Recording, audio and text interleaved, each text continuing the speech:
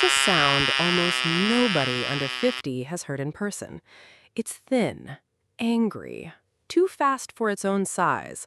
Somewhere between a hornet and a chainsaw, if the chainsaw weighed 4 ounces and fit in a shirt pocket.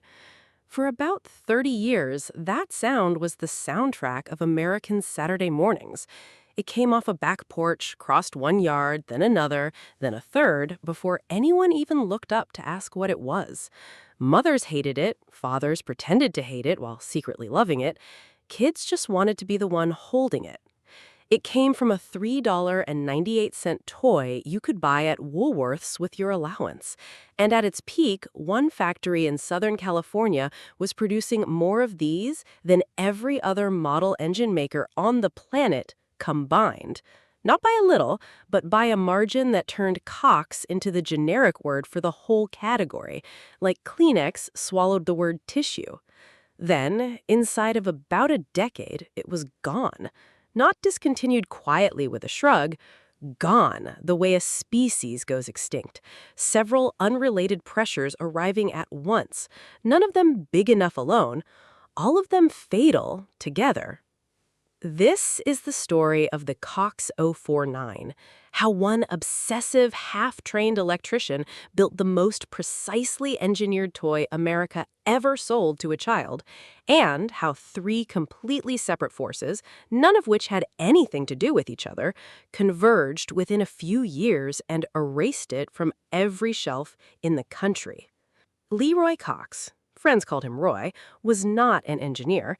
He had no degree, no formal training, no patents to his name before the age of 40. What he had was a bicycle shop.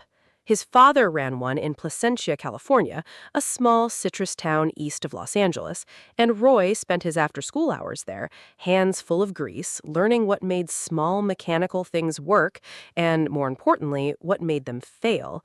That's an underrated apprenticeship. You don't learn precision from a textbook, you learn it from watching the same part break in the same place over and over until you understand exactly why it fails. He spent roughly 2 decades working as an electrician, running his own small operation on the side, restless in the way people are when they know they're capable of more than the job in front of them.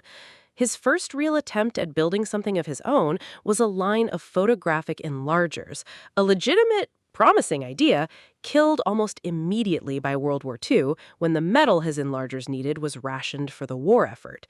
So he pivoted to what was available: wood. In 1944, working out of his garage, with an initial investment of about $2,200 and a small crew of neighborhood women as his workforce, Cox designed and built wooden pop guns for kids. They were an instant hit with local schoolchildren. It was a small business, almost a hobby, but it proved something to him. Toys, built well, sold. When the war ended and metal became available again, pop gun sales cooled off. So, in 1946, Cox and a partner, Mark Meir, built a metal push-and-pull toy car for toddlers styled after the Indianapolis 500 racers of the era. It caught on. Enthusiasts started attaching a cord to the side and swinging it in circles at high speed, and, just like that, Cox had accidentally invented a hobby: tether car racing. By 1947, he'd formalized it into the Thimbledrome Champion, a 9.5-inch metal racer with rubber tires and real paint detailing, built specifically to be swung on a cord. The following year, in 1948, he introduced a version powered by an actual small engine, sourced from a pair of engine builders called the Cameron Brothers, and priced it under $20 at a time when that was considered impossible for a powered toy. Sales that year cleared $500,000. In 1940s money, that is not a hobby business anymore. That's a company. But there was a problem gnawing at Cox the whole time, and it's the reason everything that came next happened. He didn't own the engine. Every car he sold depended on somebody else's part, somebody else's quality control, somebody else's supply chain. And people who'd worked with Cox describe him, consistently, as a perfectionist bordering on obsessive. He didn't like depending on anyone. So, in 1950, with the tether car fad already starting to cool off, Cox made a decision that had nothing to do with market research and everything to do with stubbornness. He was going to build his own tiny engine, better than anyone else, from scratch. Here is the specific engineering problem Cox set out to solve and why it mattered more than it sounds like it should have. Every existing model engine on the market in 1950 had the same reputation among parents: unreliable.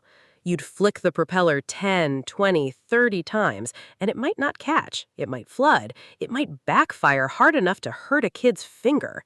For an adult hobbyist with patience and mechanical know-how, that was an acceptable inconvenience. For an 8-year-old on a Saturday morning with a 15-minute attention span, it was the difference between a toy that gets used every weekend and a toy that gets shoved in a drawer after one bad afternoon. Cox understood correctly that reliability wasn't a nice-to-have feature, it was the entire product. So he shut himself away with 2 engineers, Mark Muir again, and a man named Bill Fogler, and 8 straight months, 7 days a week, day and night by most accounts. They worked on nothing else. What came out of that garage in October 1950 was the Space Bug, a .049 cubic inch glow plug engine. To put that displacement in context, .049 cubic inches is smaller than the volume of a shot glass. You are fitting a working piston, a cylinder, a crankcase, a fuel reservoir, and an ignition system into something that fits across 2 fingers. And it has to survive real combustion, real heat, real vibration, thousands of times, in the hands of a child who will not treat it gently. The engineering solution was tolerance. Cox's engines used a steel piston fitted to a cast aluminum cylinder machined to clearances measured in the millionths of an inch.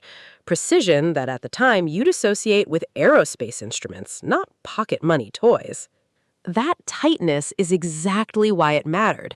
A 2-stroke engine lives or dies on compression, and compression leaks through any gap in the fit between piston and cylinder wall. Loose tolerances mean weak compression, and weak compression means an engine that won't fire on a cold flick of the propeller. Cox's engines started reliably almost every time. That single fact is the entire business case. A toy that doesn't work gets returned to the store and never bought again. A toy that starts on the first pull becomes a ritual, something a kid does every Saturday for years and eventually teaches to their own kids.